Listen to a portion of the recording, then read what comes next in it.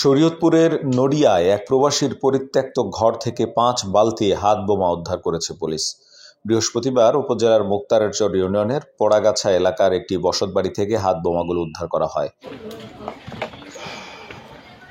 Police জানায়, পোড়াগাছা এলাকার প্রবাসী মিলন মাতবর দীর্ঘদিন ধরে ওমানে থাকায় তার বাড়িতে কেউ ছিলেন না।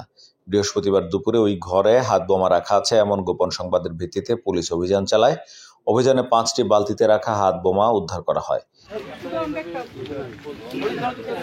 পরবর্তীতে বোমা নিষ্ক্রিয়কারী দলকে খবর দিলে তারা বোমাগুলো নড়িয়ার দিকে নিয়ে নিষ্ক্রিয় করে। কী কারণে এই হাত বোমাগুলো রাখা হয়েছিল তা এখনও নিশ্চিত করতে পারেনি পুলিশ। তদন্ত করে আইনি পদক্ষেপ নেওয়ার কথা জানানো হয়েছে।